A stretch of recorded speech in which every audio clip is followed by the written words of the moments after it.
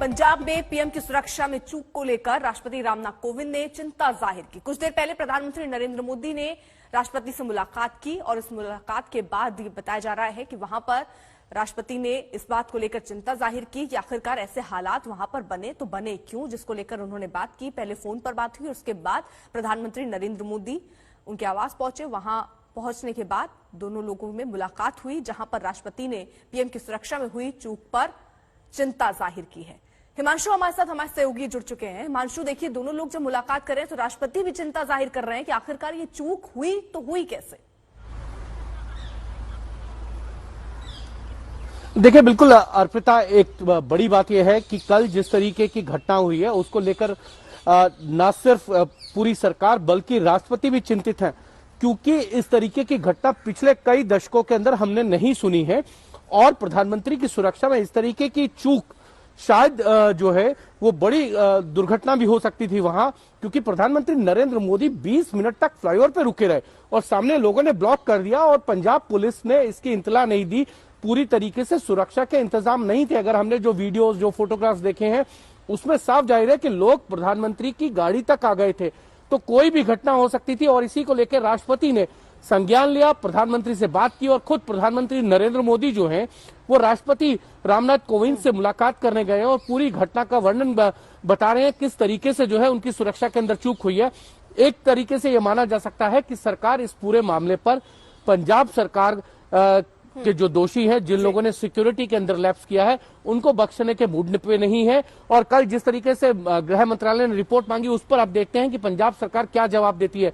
लेकिन इतना जरूर है, बीजेपी पूरी तरीके से हमलावर है और आज कैबिनेट की बैठक के बाद ये जरूर तय हुआ होगा कि इस सुरक्षा के अंदर जो चूक हुई है इसको लेकर कोई कमेटी क्या केंद्र सरकार बनाती है या अन्य जो बाकी लोग हैं, चाहे वो राष्ट्रीय सुरक्षा सलाहकार है, उनके साथ किस तरीके से आगे बढ़ा जाए, क्योंकि ये मामला जो है। ठीक है हिमांशु, आप नजर बनाए रखिए, पल पल के अपडेट हम आपसे लेते रहेंगे। देखिए, फिरोजपुर में पीएम मोदी की सुरक्षा में सेंध पर जबरदस्त बवाल है। बीजेपी इस मुद्दे पर बेहद आक्रामक है। पंजाब बीजेपी के नेता इस मुद्दे पर राज्यपाल से मिले। चन्नी सरकार ने मामले की जांच के लिए कमेटी गठित की, लेकिन बीजेपी ने इस कमेटी को मानने से इनकार कर दिया। उधर सुप्रीम कोर्ट में जांच को लेकर एक पीआईएल दायर की गई है। बीजेपी पूरी तरह से कांग्रेस की घेराबंदी की तैयारी में है। बड़े नेता हमलावर हैं। मध्य प्रदेश के मुख्यमंत्री शिवराज सिंह चौहान महामृत्युंजय जाप करवा रहे हैं, लेकिन सबसे बड़ी खबर यह आ रही है कि राष्ट्रपति रामनाथ कोविंद ने इस मुद्दे पर पीएम मोदी से फोन पर पहले बात की, पूरी घटना पर चिंता जताई और थोड़ी, ये देखिए, अब उनकी मुलाकात भी हुई। ये साजिश थी। आप बताओ, लाखों की तादाद के अंदर लोग सड़कों पर हो, रैली की ओर जा रहे हो, पीएम का काफिला जा रहा हो, उसके साथ ईश्वर करे भगवान ने सब अच्छा रखा, अगर कोई छिटपुट घटना हो जाती तो ये कांग्रेस, जिसने पहले भी आतंकवाद के समय पंजाब को झोंका था, ये पंजाब को आग लगाने की साजिश करके रोटियां सेकना बंद करना चाहिए कांग्रेस को। ये उसकी प्रवृत्ति रही है। मुख्यमंत्री सरगना है इस षड्यंत्र का, उसके द्वारा बनाई गई कमेटी क्या निकालेगी कि वहां पर रैली स्थल पर, सभा स्थल पर काले झंडे और खाली कुर्सियां प्रधानमंत्री जी का स्वागत करने को तैयार थी। जब प्रधानमंत्री जी को इसके बारे में बताया गया तो इस तरह से इस मुद्दे को डाइवर्ट करने का प्रयास किया जा रहा है। क्रिमिनल नेग्लिजेंस नहीं बल्कि क्रिमिनल कॉन्स्पिरेसी मैं कहूंगा जो की गई है, वो निश्चित तौर से भारत के इतिहास में ये पहली घटना है। बॉर्डर स्टेट है, बॉर्डर पर के पास ये सारी चीजें हो रही हैं और पंजाब की कांग्रेस पार्टी और उसकी सरकार इस पर शर्मिंदगी व्यक्त करने के बजाय, इस साजिश के प्रति अपनी सोच को जो पर शर्मिंदगी व्यक्त करने के बजाय जो है वो साजिश और सीनाजोरी वाले रास्ते पे चल रही है। अगर क्लियरेंस नहीं था तो एसपीजी तो सब पे प्रिवेल कर दी, क्यों चल दी?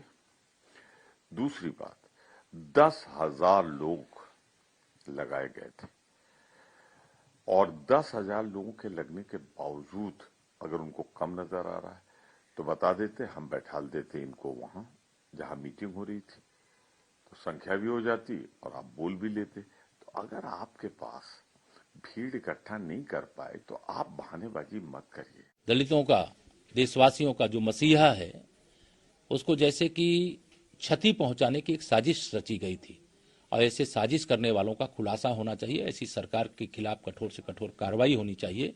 माननीय प्रधानमंत्री जी के प्रति जो लापरवाही कांग्रेस और कांग्रेस की सरकार ने बरता है, उसके लिए कभी न देश माफ करेगा, न प्रदेश माफ करेगा, न मैं माफ कर सकता हूं। प्रधानमंत्री की सुरक्षा में इस तरह की चूक होना गंभीर विषय है और जांच के माध्यम से चीजें सामने आएगी। जो भी जवाबदार होगा वो जवाबदारी निश्चित करके उन पर कार्रवाई हो। लेकिन अगर केंद्र ही जांच कर लेगी तो संदेह के घेरे में रहेगा मामला। राज्य सरकार जांच करेगी तो संदेह पैदा होगा। इससे बेहतर है कि न्यायालयीन जांच हो सिटिंग जज के माध्यम से।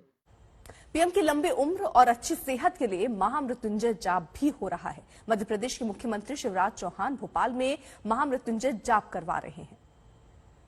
पहले ये मामला स्थानीय स्तर पर उठा, लेकिन उसके बाद जैसे ही भाजपा आला कमान ने, क्योंकि गृह मंत्री अमित शाह हो या फिर भाजपा के दूसरे दिग्गज नेता हो, मुख्यमंत्री शिवराज सिंह चौहान हो या यूपी के मुख्यमंत्री योगी आदित्यनाथ हो, इन सभी ने या फिर भाजपा के तमाम बड़े नेताओं ने जैसे इस मुद्दे को उठाया, उसके बाद जाहिर तौर पे ये मुद्दा स्थानीय न रह करके जब देशव्यापी हुआ तो आप देखिए ये मामला सुप्रीम कोर्ट तक पहुंच गया। राष्ट्रपति ने थोड़ी देर पहले चिंता जताई है कि किस तरीके से यहाँ पर ये प्रधानमंत्री के काफिला के साथ हो जाता है। अगर राष्ट्रपति यानी जो देश के सर्वोच्च प्रथम नागरिक माने जाते हैं, अगर वो ये बात कह रहे हैं तो जाहिर सी बात है ये मुद्दा इतनी आसानी से भाजपा छोड़ेगी नहीं। और हम आपको एक बार फिर से वो तस्वीरें दिखाते हैं जब मुख्यमंत्री शिवराज सिंह चौहान इस वक्त जो महामृत्युंजय मंत्र का जाप चल रहा है उसमें किस तरीके से तल्लीन है ये तस्वीर है। और आपको बता दें कि ये जिस जगह पर ये महामृत्युंजय मंत्र का जाप हो रहा है, भोपाल का ये बेहद प्राचीन गुफा वाला मंदिर है।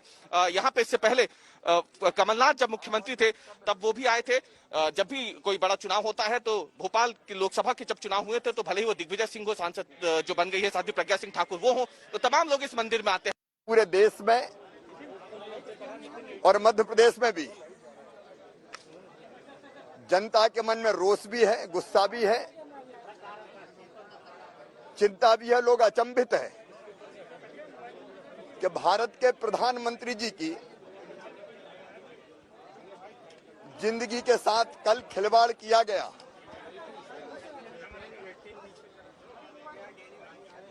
उनकी सुरक्षा को जानबूझकर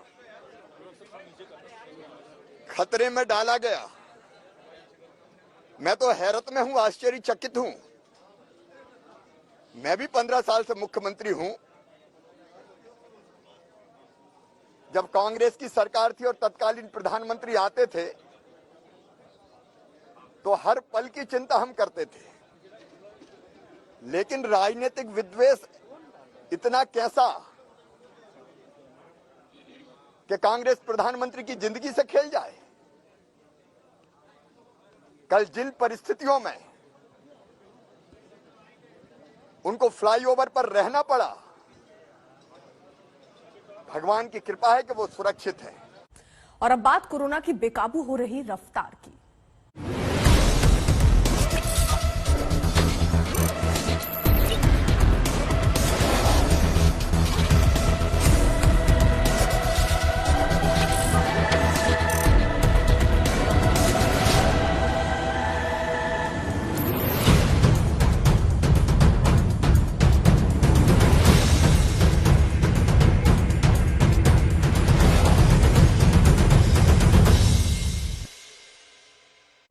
कोरोना का खतरा तेजी से बढ़ रहा है। दिल्ली में 2 गुना रफ्तार से संक्रमण फैल रहा है। पिछले 24 घंटे में दिल्ली में 10,665 कोरोना के नए केस आए हैं। डराने वाली बात यह है कि 8 लोगों की मौत भी हुई है। राजधानी में कोरोना की संक्रमण दर अब बढ़कर 11.88% तक पहुंच गई है।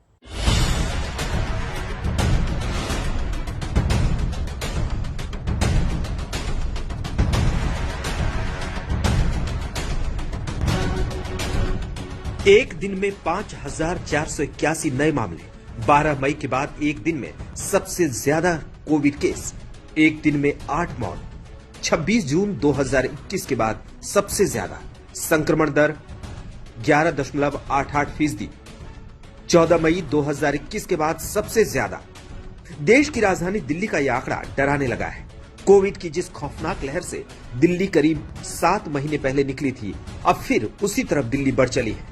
दिल्ली के स्वास्थ्य मंत्री का कहना है कि आज कोविड के दैनिक केस 14,000 के आंकड़े को पार कर जाएगा और संक्रमण दर भी 14% तक पहुंच जाएगी। पिछली वेव में जब 10,000 केसेस रोज आ रहे थे तो उस टाइम पे 10,000 केसेस में से 1,500 से 2,000 लोग एडमिट हो रहे थे। आज उसका 5वां हिस्सा भी एडमिट नहीं हो रहे हैं। जब हमारे 30,000 एक्टिव केस थे तो उस टाइम पे 6-7 हज़ार 8,000 बेड ऑक्यूपाइड थे। इस टाइम पे 1,000 बेड भी नहीं है। तो bed occupancy is very less, severity is very less पिछली बारी के मुकाबले में। दिल्ली ने देश की राजधानी होते हुए सबसे ज्यादा रेस्ट्रिक्शंस ऑलरेडी लगा दिए हैं। कोविड संक्रमण की रफ्तार के पीछे ओमिक्रॉन को बड़ी वजह बताया जा रहा है, लेकिन दिल्ली के स्वास्थ्य मंत्री का दावा है कि डेल्टा की तुलना में ओमिक्रॉन भयावह नहीं है और 3-4 दिन में ही केस में गिरावट सामने आ सकती है। केसेस तेजी से बढ़े हैं परंतु हमेशा नहीं बढ़ते रहेंगे। एक लिमिट के बाद ये रुकेंगे जरूर और आशा करते हैं कि अब जल्द ही ये बढ़ने बंद होने चाहिए और अगले 3-4 दिन में इसका सही ट्रेंड पता लग जाएगा। हम बिल्कुल ट्रांसपेरेंसी में विश्वास करते हैं। हम बहुत बड़ी संख्या के अंदर टेस्ट कर रहे हैं। कई सारे लोग टेस्ट नहीं कर रहे, वो कहते हैं हमारे यहाँ केस ही नहीं है। अगर हम 90,000 केस टेस्ट ना करें और 9,000 टेस्ट करें तो आपके ये नंबर घट के 1,500 रह जाएंगे। तो टेस्ट कर रहे हैं तो ट्रांसपेरेंट होने से पता होना चाहिए। दिल्ली वालों के लिए ये राहत की खबर है, लेकिन फिलहाल तो कोरोना चिंता का सबब बना हुआ है। एम्स के कम से कम 50 डॉक्टर जबकि सफदरजंग अस्पताल के 26 डॉक्टरों के कोरोना वायरस से संक्रमित होने की पुष्टि हुई है।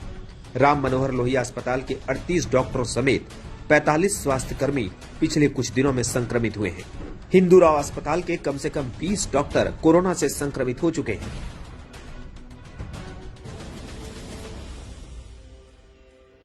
मुंबई में कोरोना का विस्फोट हुआ है। कल कोरोना के 15,166 नए मरीज आए। एक दिन में मुंबई में 5,000 कोरोना केस बढ़ गए। सबसे हैरान करने वाली बात यह है कि मुंबई में कोरोना का आंकड़ा दूसरी लहर के पीक को भी पार कर गया है।